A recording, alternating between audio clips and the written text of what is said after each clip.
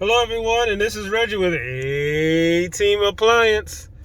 And so this video is about building value with your pricing.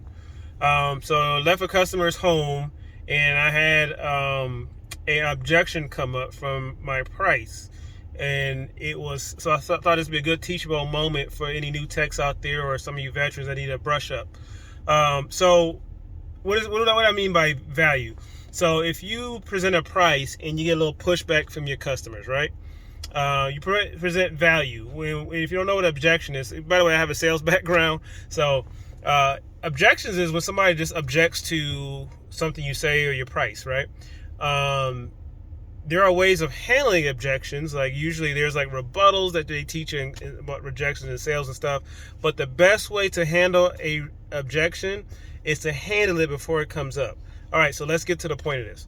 The point is, so what happens, I had a customer, I did a Samsung dryer pulley repair. And before you fix it, I diagnosed it. And, actually when I came in, I heard it squeaking.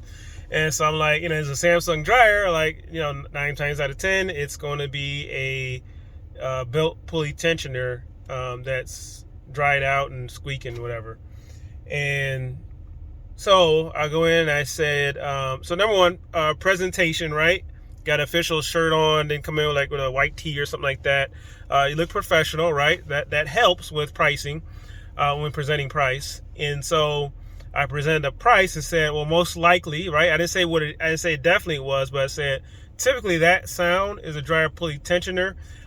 It's very common with Samsung dryers. And I said that repair typically is about $200. And so then I explained exactly what's going on. So what typically happens is, I said, it's metal on metal. When it's that wheel is spinning, it's basically metal on metal.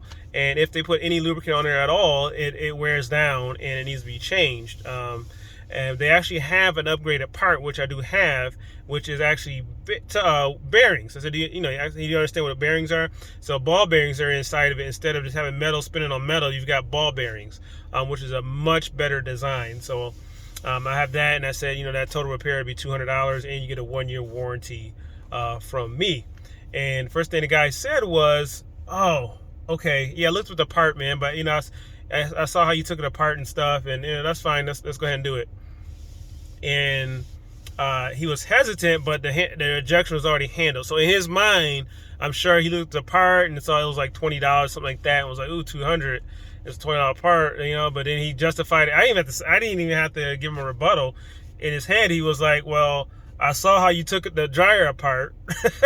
I can't do that. So, backstory, this guy changed his own heating element. So he's taken the dryer apart before, so he understands the value what I bring, because I took it apart within 5 minutes and diagnosed it. And I even knew the diagnostics before I even took it apart.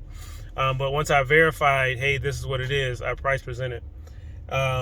And so he saw value instantly because he did it himself, even though he kind of knew in his head what the price of the part was.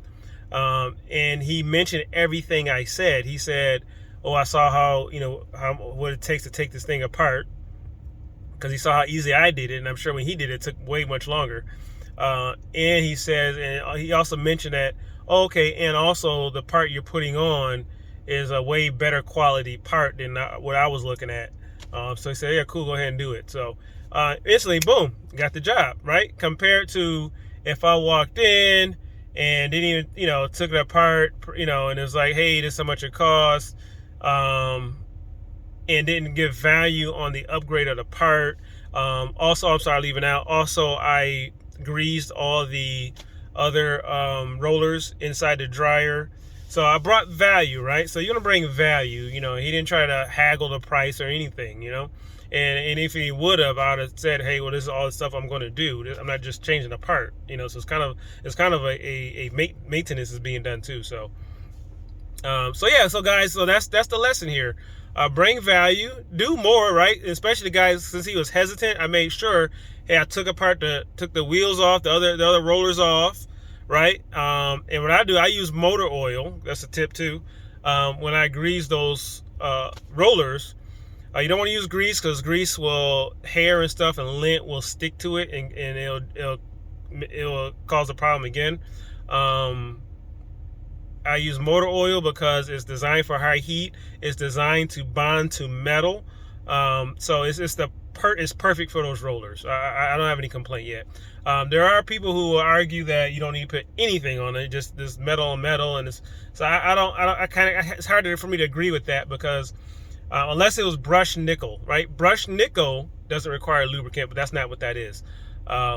So anyway, and I feel like even if it is designed to have no lubricant, the oil doesn't hurt. So motor oil I found has been the best solution for those parts. Any questions, feel free to comment below. Look in the description for information on other videos that I have, other products that we have, other things that we do. And again, this is just a teaching point for you new guys, and it's something to remind some of you veterans out there on price presentation. Also, as I always say in or try to say in most of my videos, none of us is better than all of us. So if you have information, you also have your own little script, your own little way of doing it. Now, don't knock mine. Don't say, "Oh, do this instead." No. Just say, hey, as another option, this is how you do it. Feel free to leave that in the comments so we can all teach and learn from each other. All right, and this is Reggie with A Team Appliance.